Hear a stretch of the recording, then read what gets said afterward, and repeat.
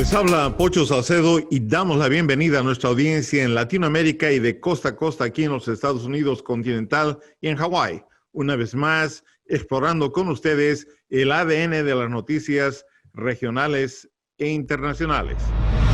Su influencia se llegó a sentir a todos los niveles, desde campañas presidenciales, congresales, hasta aquellas para gobernadores en todo el país. No hay muchos que sean tan calificados como Bob Trump para hablar de la situación política y presente en Estados Unidos y lo que esperamos a futuro.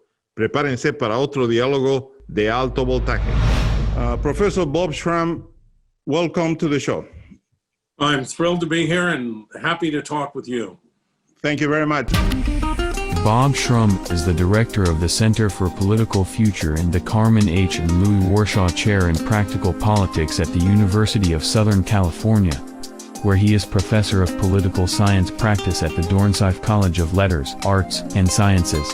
He is a former American political consultant who has served on numerous Democratic campaigns, including as a senior advisor to the Kerry Edwards campaign in 2004 and the Gore-Lieberman campaign in 2000. His political memoir, No Excuses, Grants from a Serial Activist, was published in June 2007 by Simon & Schuster. Well, let's start from the beginning. Bob, the message you have helped to craft, people over special interests and the powerful, became almost a constant element permeating all Democrat Party levels. We see it at the core of most of the messages and the strategies in the Democrat Party. How is this different from the populism we now see today in the US and elsewhere? Well, that's a really interesting question, because when Al Gore talked about standing up for the people, not the powerful, he was talking about protecting people's Social Security, making sure they had access to the medicines they needed, making the tax system fairer, doing something about the climate crisis, which disproportionately affects people of color and poorer people. The populism that Donald Trump traffics in is a populism that appeals to grievance, to alienation, to the rebellion of a lot of Americans against, first, the changing demography of the country. We are going to become a majority non-white country in the next several decades. California is already a majority non-white state. And secondly, there is an element of cultural alienation as issues like gay rights have moved to the forefront, women's rights. There are people who want to live in an imagined 1950s America, which wasn't so great for a lot of the folks who lived here, but there's a kind of nostalgia for it. And finally, of course, there is an element of racism in the kind of populism that Trump engages in. What are those three core values then that should identify the Democrat Party? And what kind of Democrat are you in the range of the many shades of the party today? Oh, I'm a center-left Democrat. People used to think I was kind of too liberal or too progressive, but where the party is right now, I think I'm about where Joe Biden is. I think we got to have a healthcare plan that's practical, that insures everybody, that has a public option, but that doesn't mean we have to abolish all private insurance. I believe that this country needs to be active in the world and needs to be a leader in the world, but not a bully in the world. The model of foreign policy for me would be something like the Alliance for Progress in the 1960s. And the other model would be building strong alliances like NATO so that we can defend values of freedom and democracy around the world. So I'm a pretty mainstream Democrat. I'm not a member of the Democratic Socialists of America. Professor Shrum, most of the democracies worldwide develop and flourish by a plurality of ideas, and those with minority of opinions have their own space in Congress and other institutions. Has the two-party system in the U.S. exhausted its cycle? Can the democratic system in the country be strengthened with a multi-party system? I don't think we'll ever get to a multi-party system. There are institutional barriers to that. That is, you don't have structures in all the states that can get people on the ballots necessarily. Secondly, there's a kind of ingrained sense among Americans that when you're voting, you got to vote for one of the two major party candidates. Obviously, there are people who didn't do that in 2016. I think it was 14% of folks voted for a third party candidate. No third party candidate got even one electoral vote. And this year, the percentage of people who say they're going to vote for a third party candidate is down to about 5%. So I don't think we're ever going to get there. I don't think the system is exhausted. I think there is a great crisis in the Republican Party. And you see it with people like my co-director at the Center for the Political Future at USC, Mike Murphy, who's running Republican voters against Trump. And they're running ads around the country. And it's not because they're not conservative. They are conservatives. But they think he is unfit to be president. And they think he doesn't really share conservative values. So the Republican Party, if Trump doesn't win this election, and I don't think he will, if he doesn't win this election, they're going to have to rethink where they're at. The difficulty with that is, as the party has shrunk, and it has shrunk, the more Trump-like elements have acquired greater power in the primary process and the nominating process. So it may take a couple of cycles or a couple of presidential defeats for Republicans to say, wait a minute, we have to think again about this. That happened with the Democrats, by the way. After losing in 80, 84, 88, Bill Clinton came along and said, we have to think a little differently and talk a little differently if we're going to appeal to people. But I think we will continue to be a two-party country. That doesn't mean, by the way, that one of the parties can't disappear and be replaced by another. I mean, the Whigs disappeared in the 1850s and were replaced by the Republicans. Well, talking about the future, the growth of the Latinos in the U.S., and as you indicated, the mere organic decrease in the white population will continue. Both parties need new voters, and a good number of those voters are Latinos. What should be the strategy for the Democrats to attract Latino voters, and what lessons should Latino communities learn from the experience on the same situation by minorities in the past? What happened, I think, with Latino voters, Ronald Reagan always believed, could be conservatives because they had a lot of cultural background and shared conservative values. Instead, what happened was in 1994 here in California, Governor Pete Wilson, who was in deep trouble for re-election, managed to ride to victory by sponsoring a proposition called 187, which said that if you were an undocumented person here in the US or here in California, your kids couldn't go to school, you couldn't get medical care, you just basically were cut off from almost all of the social services Americans have access to. Now, the proposition was declared unconstitutional, but it also transformed the Latino community in California, which had once kind of split its votes to the point now where it's a solidly Democratic constituency. Things are a little different in Florida, where the Latino community is multifaceted. I mean, you have the Cuban Americans, you have the Dominicans, you have Puerto Ricans, who constitute now a very large percentage of the Latino community in Florida. You have Colombians who have come to Florida. And so that's a more complicated equation. Right now, there was a lot of worry a couple of weeks ago among Democrats that Biden was not doing well enough among Latino voters. Our latest USC Dornsife poll, taken after the debate, showed Biden leading, I think, 66 to 27 among Latino voters. That's about where he needs to be. I actually think Trump will probably get a little less than that. But the party does have to pay attention to these constituencies, does have to talk to them about the issues they care about. And it's not just immigration, it's healthcare, it's raising the minimum wage so that people can earn a salary that they can live on.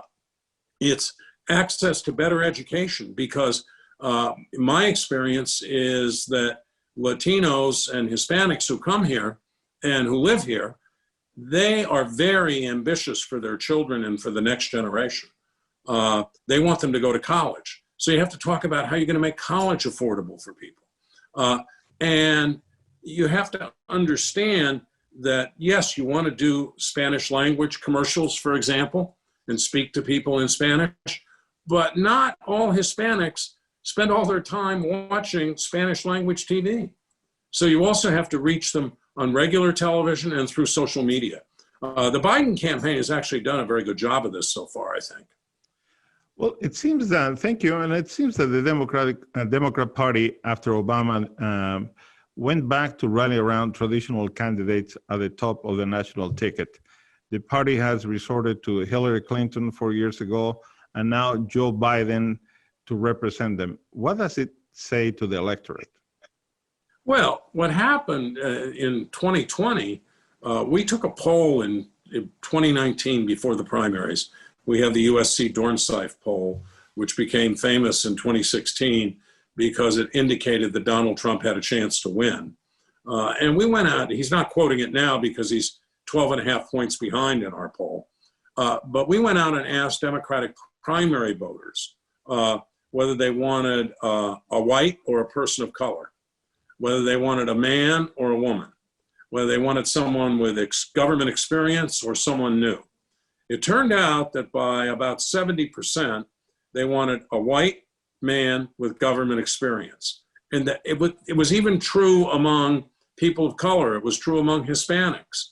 And I think the reason for that was Democrats were so highly motivated to defeat Donald Trump that they wanted someone that they felt pretty secure could do that.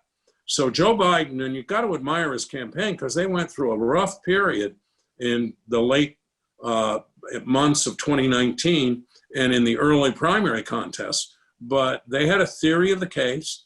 It was that they would get to South Carolina, they would win South Carolina, and that the nomination would then begin to move to them very rapidly. And that's exactly what happened. Democrats got the candidate they wanted. And it turns out, by the way, probably an ideal candidate because there's a tremendous tiredness, a wearisomeness with what's happened in the last 4 years with Trump. And people want to return to normal. And there's hardly anything more normal than Joe Biden. What is Joe Biden asking for in this cycle? Well, first of all, Trump had a message in 2016. I didn't happen to agree with it, but it was a message, and it connected just enough for him to draw to an inside straight in those 3 industrial states. And the message was, you got problems. Your problems are all due to immigration and trade, and I'm going to fix that. Biden's message this year, I think, is the umbrella is we're fighting for the soul of America. We've got to unify this country. Only if we overcome some of these bitter divisions can we actually deal with COVID, with the economy, with the racial problems and the racial strife that we've seen in the country. And I think it's been a very powerful and resonant message with people. Well, thank you very much. We will take a short break and we will be right back. Aprovechamos esta oportunidad para saludar a 2 de nuestras estaciones en los Estados Unidos, en la costa oeste, Open Signal TV en Portland, Oregon, y QPTV en Queens, Nueva York. Gracias por tenernos en su programación. Y volvemos con Bob Trump, estratega demócrata que ha sido consultor a los niveles más altos del partido en Estados Unidos. Él conversa con nosotros desde Los Ángeles, California. We will start with the big issues, as indicated, Bob, firearms. Looking from the outside, most people are puzzled by the U.S. becoming the nation with the most firearms in the world, 12 weapons for every 10 citizens, followed only by the Falkland Islands and Yemen with half that ratio. How is this impacting the life of the nation? Well, the homicide rates, suicide rates by gunfire are much higher here than any other place in the world. You said people are perplexed outside the country. A lot of us inside the country think this is insane, that nobody wants to confiscate guns, but people don't need to have AK-47s to go hunting or to protect themselves. People don't need these rapid fire magnums where the gun can just keep firing and firing and firing. That's not for hunting. That's not for recreation. That's to commit crime. That's to kill somebody. Now, the majority opinion in this country for a long time has been in favor of common sense gun safety. But the National Rifle Association, which started off, by the way, as a group that just advised hunters on, how to keep their weapons, maintain their weapons, keep them in good shape, became a very powerful lobbying arm, especially in the Republican Party, and fighting any measure, any attempt at gun control. Bill Clinton got assault weapons ban, and he got the Brady bill, which put restrictions on handgun sales, but that all expired in 10 years. And President George W. Bush refused to renew it. This year, I think the political equation has changed, and the gun issue is not front and center because there are so many other problems in front of the country. But to the extent that people care about it, I think it is helping Democrats more than Republicans. The NRA is in a lot of financial trouble and under a lot of pressure and won't be the same force in this election that it's been in past elections. Let's take a look at economic inequality. A recent Bloomberg report indicated that 50 of the richest people in the U.S.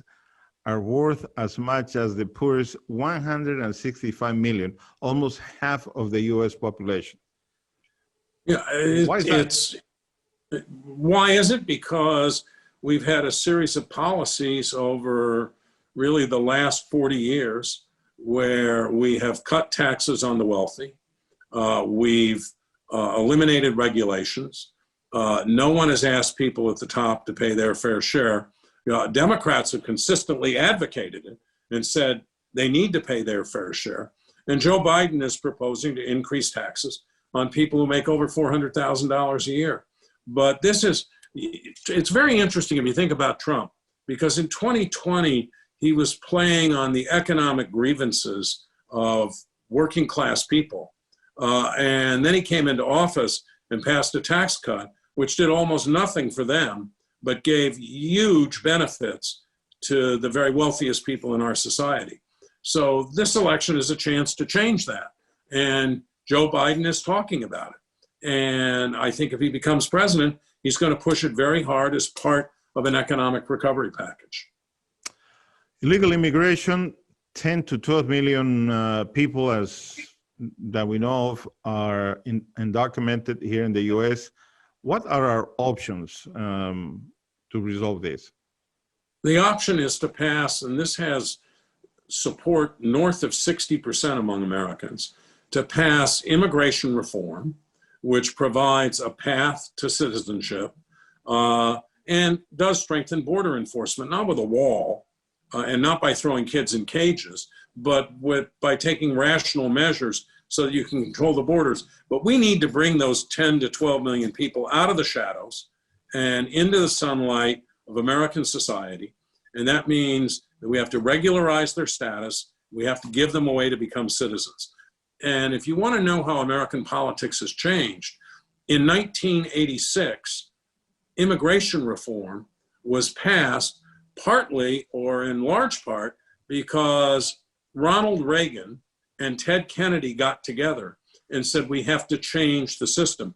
And Reagan himself said, we need to give amnesty to the people who are here. We need to bring them into our society.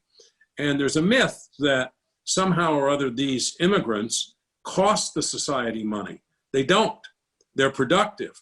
They pay more in taxes than they ever get back in benefits because they can't claim a lot of those benefits. So the moral thing to do, and I think the politically right thing to do, is to regularize these folks and make them Americans because they want to be Americans. They came here to be citizens of the United States, and that's what we ought to do. The other thing, by the way, is this is an economic issue, major economic issue. If you look at countries that restrict immigration in very draconian ways like Japan. They have an aging population, and they're headed for some real economic problems. Immigrants are a strength in America, as John F. Kennedy wrote in A Nation of Immigrants. They're not a detriment to America. Thank you very much. The U.S. policy towards Cuba for over 60 years and Venezuela for 20 years has exacerbated the difficult living standards of those citizens, while those in leadership seem uninterested in power sharing. Does the U.S. have the right to choose winners and losers, or how do they should approach the Venezuela situation, for example? Well, as a general matter, I would say that the U.S. ought to use its influence in favor of democracy, liberty, representative government. I think that President Obama's moves to open up with Cuba made a lot of sense. That the way you're going to achieve change in Cuba is not by imposing it, not by imposing sanctions. You're going to achieve change in Cuba by bringing it more into the family of nations and by letting the U.S. and Cuba interact together. I went down there in, I don't know, 3 or 4 years ago. It's a vibrant society. I admire the people, and they're entrepreneurial. They actually want to start small businesses. They want to start restaurants.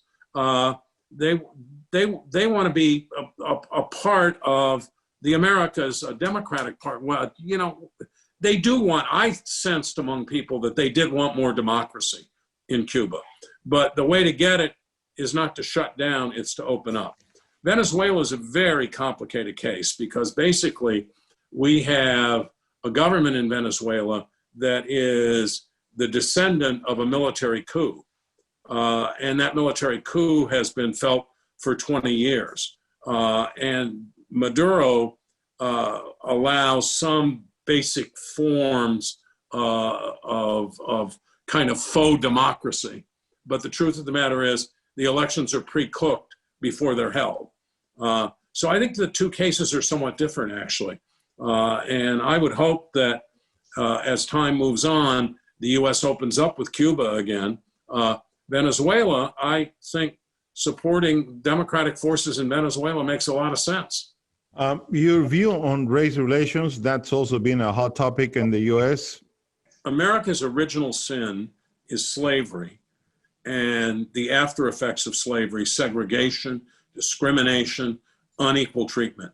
And with the killing of George Floyd, I think more and more Americans came to recognize, and Breonna Taylor and all the other folks who have become victims of police abuse, I think America has begun to recognize that the time of reckoning is here. If Biden wins, I think you'll see some major progress in this area. But it's a moral imperative. In fact, President Kennedy was the first American president, he said it in 1963, to say that this is a moral issue, as old as the scriptures. And it's time we dealt with it. Professor Trump, you're not only a legend in the Democrat Party, and you have helped to shape critical political events over the years. What do you wish you knew at the start of your involvement in political consulting that you know now and would have made your work even more effective?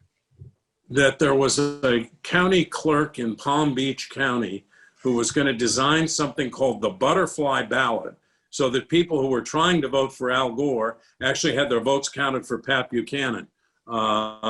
As Pat once said to me himself, and you know, he is notoriously anti-Israel, there weren't 18,000 people in Palm Beach County on the Gold Coast, many of them Jewish, who were trying to vote for me. They were trying to vote for Al Gore. I always say Al Gore was elected but not inaugurated. It's a very rare status in American life. And that probably changed a great deal the history of the nation.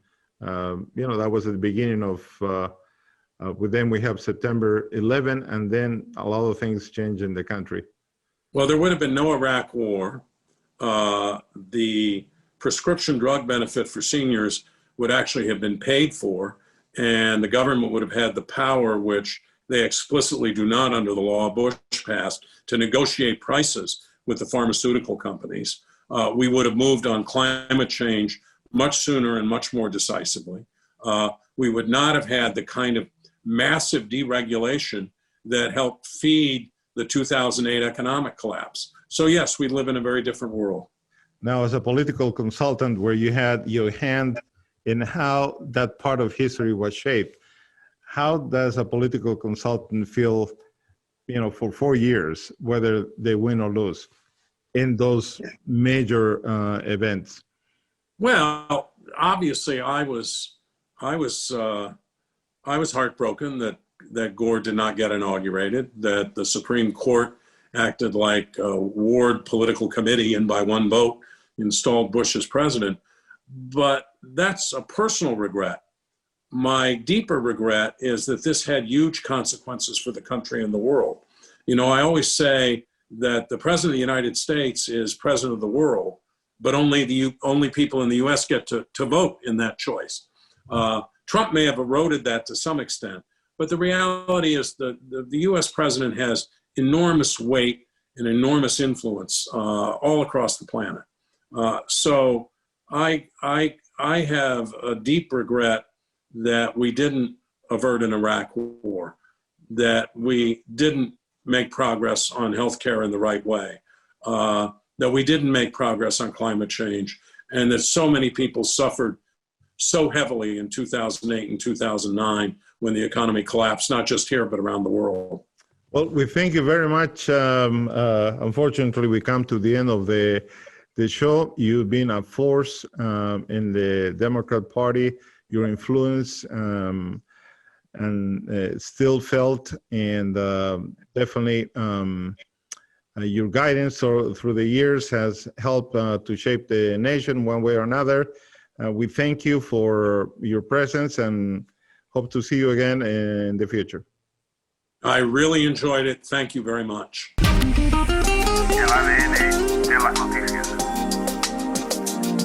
Bueno, esa es la visión de un estratega prominente del Partido Demócrata. Los invitamos a seguirnos en el próximo episodio, cuando uno de los líderes más influyentes de los últimos años en el Partido Republicano comparta su punto de vista sobre la visión del país en las arenas nacionales e internacionales. Hasta la próxima oportunidad, cuando juntos exploremos el ADN de las noticias. Gracias.